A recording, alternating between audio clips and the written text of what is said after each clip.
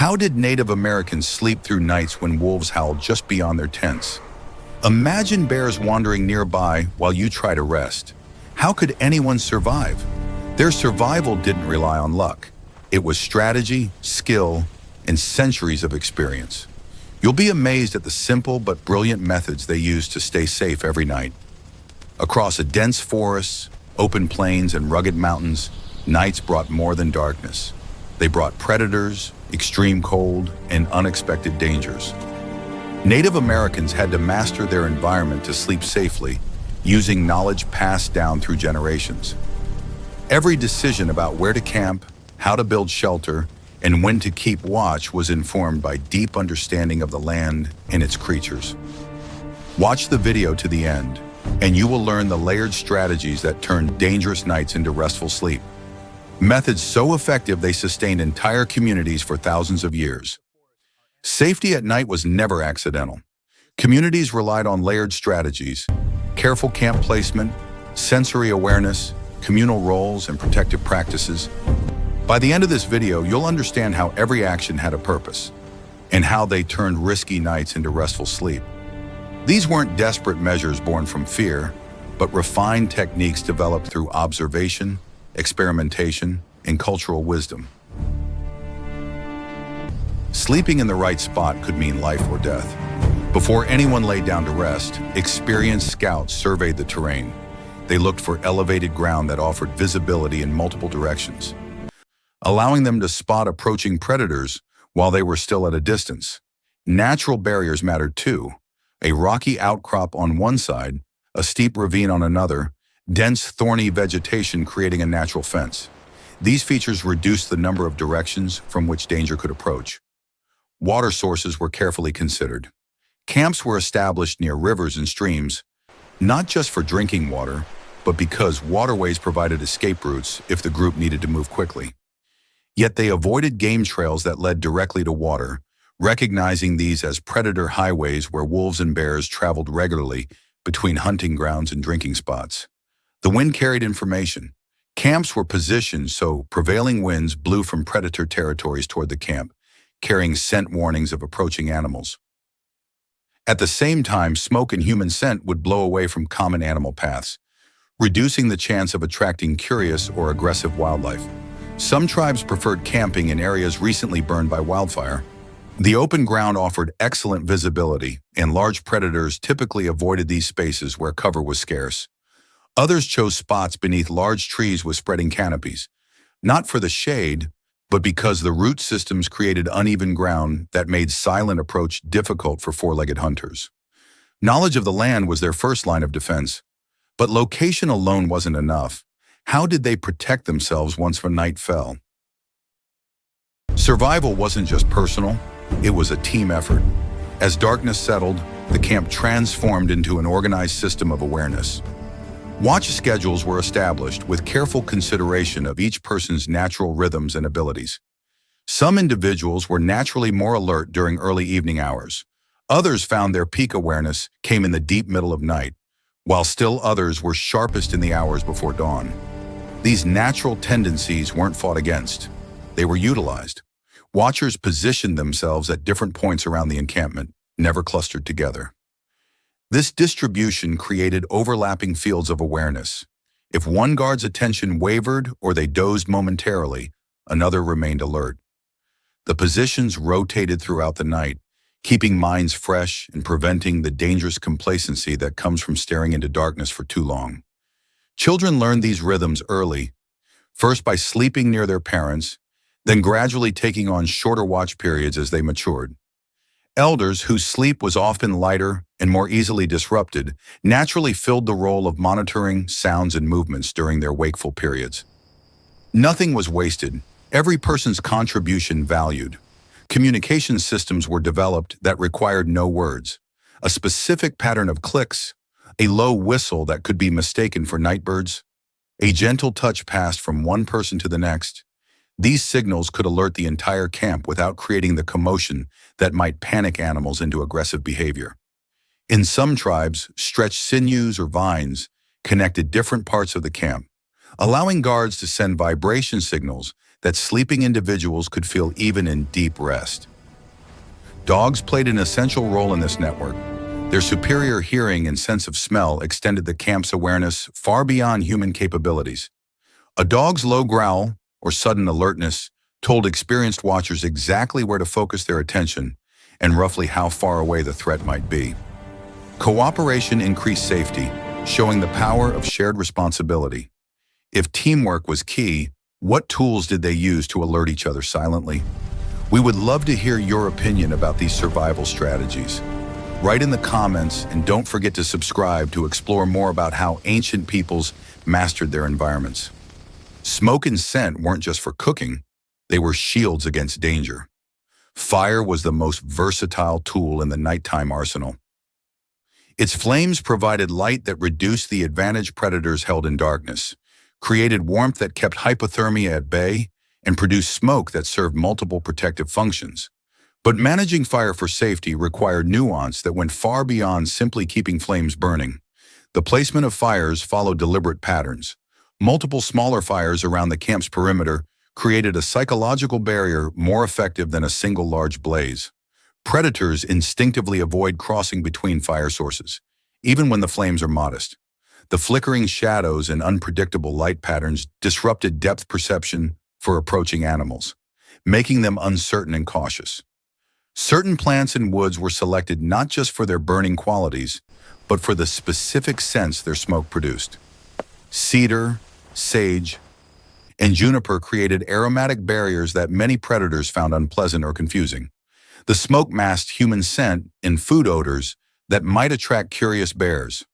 Some tribes burned specific combinations during different seasons, adjusting their scent strategy based on which predators were most active. Fire maintenance became an art form.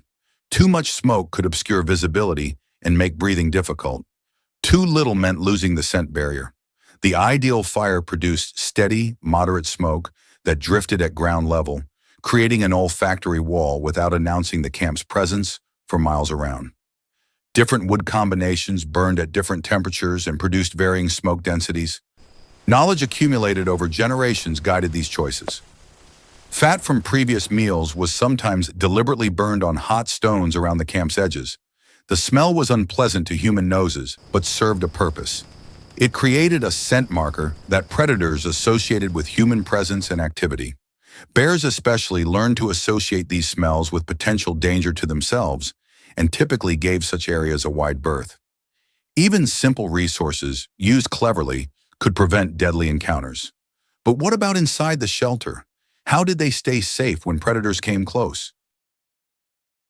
Their homes were more than just protection from weather. They were predator-proof. The construction of sleeping structures reflected deep understanding of predator behavior and physical capabilities.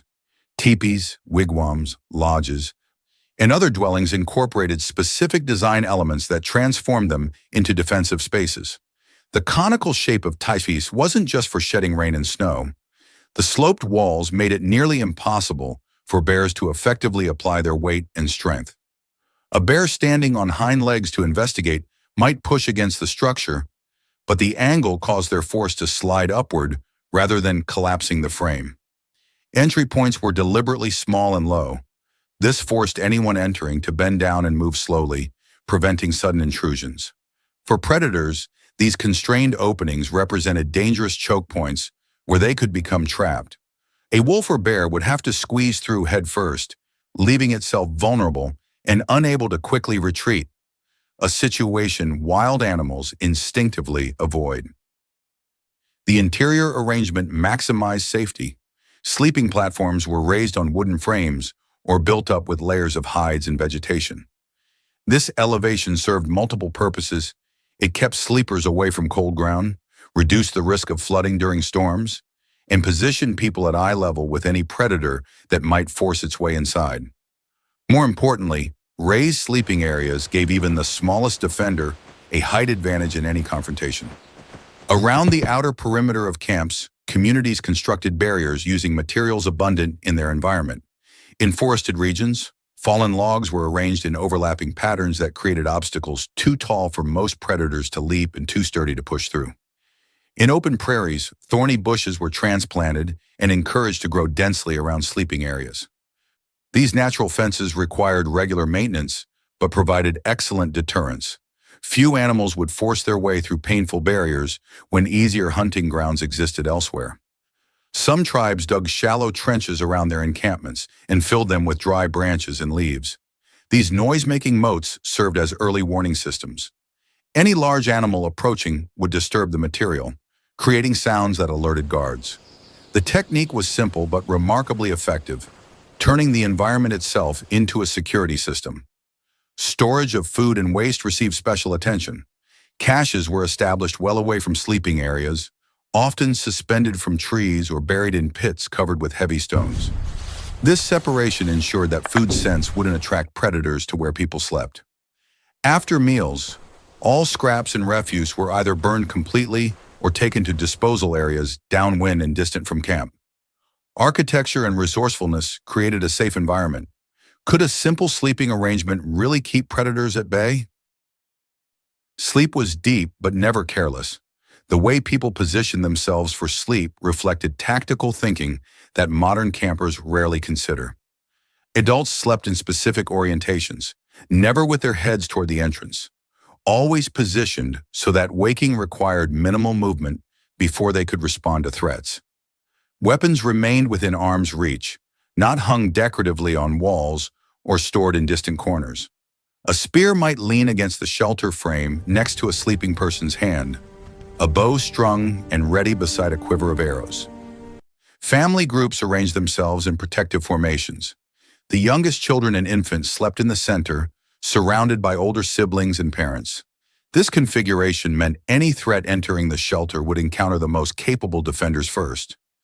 Elderly members who slept more lightly positioned themselves where their wakefulness served the group. Their seasoned instincts often detected disturbances before younger, more soundly sleeping individuals. Clothing choices affected safety.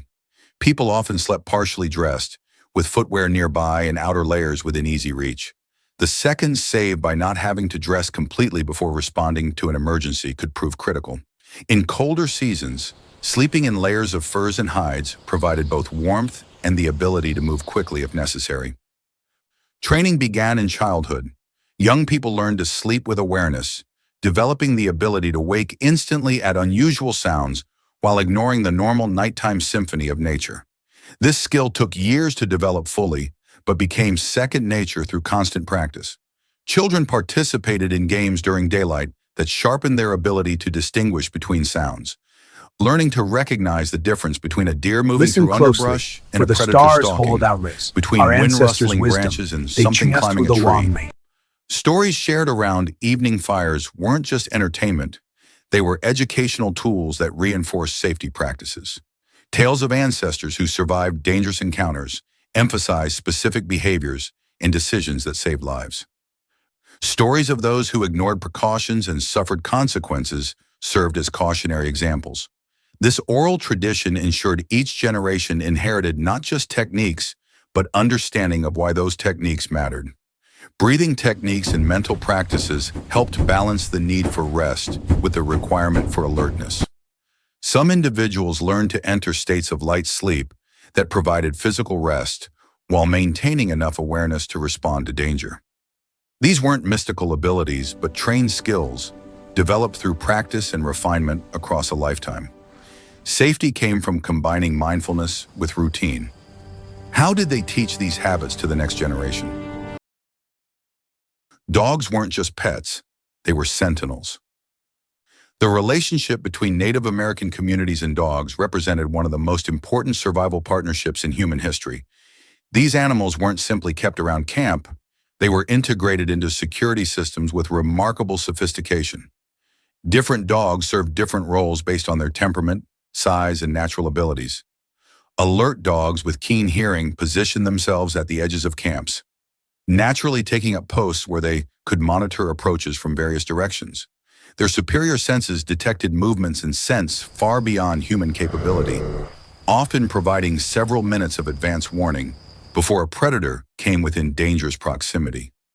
A dog's reaction, whether a low growl, raised hackles, or focused a staring in a specific direction, told experienced handlers exactly what type of threat approached and approximately how far away it remained. Some dogs were trained to respond to threats with aggressive barking and displays of defensive behavior. This commotion served multiple purposes. It alerted sleeping humans, it warned the approaching predator that the camp was aware and prepared, and it created enough noise and activity to make most predators reconsider whether the potential meal was worth the confrontation. Few wolves would press an attack against a camp with multiple dogs raising alarm. The risk of injury outweighed the chance of an easy kill. Other dogs were trained for quieter responses. These animals would wake their handlers with gentle but insistent pawing or nudging, allowing the human to assess the situation before any alarm was raised. This selective response prevented false alerts that could exhaust the community with constant disruption, while ensuring genuine threats never went unnoticed. The bond between dogs and their human families created loyalty that enhanced protection. A dog defending its pack members fought with determination that purely wild animals rarely matched. Even a medium-sized dog willing to stand its ground created enough complication that most predators chose to seek easier prey elsewhere. Beyond dogs, some tribes maintained relationships with other animals that provided indirect protection. In certain regions, communities tolerated corvids, ravens, and crows near their camps. These intelligent birds were sensitive to predator presence and would raise alarm calls at approaching wolves or bears. While not domesticated, these birds recognized that human camps offered scavenging opportunities and essentially served as aerial watchmen in exchange for scraps and refuse. Horses, where present, added another layer of awareness. These animals had keen senses and strong flight responses. A horse snorting, stamping, or showing distress signaled approaching danger with reliability. Their larger size and tendency to make noise when alarmed made them valuable components of the nighttime warning system. Collaboration with nature itself enhanced survival. Could such partnerships with animals make the difference between life and death? The answer throughout countless generations was unquestionably yes. The difference between waking to face a threat and being caught defenseless in sleep often came down to a dog's growl or a horse's whinny. The methods Native Americans developed for sleeping safely among predators represented sophisticated systems built on observation, experimentation, and accumulated wisdom. These weren't desperate people cowering in fear each night, but communities that had transformed their environments into spaces where they held advantage despite the presence of powerful carnivores. Every element worked together. Strategic camp placement reduced the number of potential threats. Communal vigilance ensured constant awareness. Fire and scent created psychological barriers. Shelter design provided physical protection. Sleep practices maintained readiness, and animal companions extended sensory awareness. No single technique provided complete safety, but the layered approach meant that for a predator to successfully threaten the camp, it would need to overcome multiple obstacles, each increasing the risk to itself. This knowledge wasn't written in books or preserved in museums. It lived in the practices of communities, passed from generation to generation through demonstration and experience.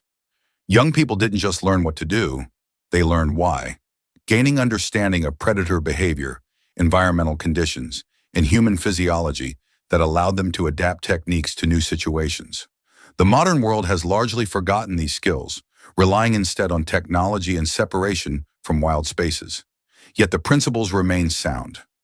Understanding how our ancestors thrived in conditions we would consider impossibly dangerous offers more than historical interest. It provides insight into human adaptability, the power of community cooperation, and the effectiveness of working with nature rather than simply against it.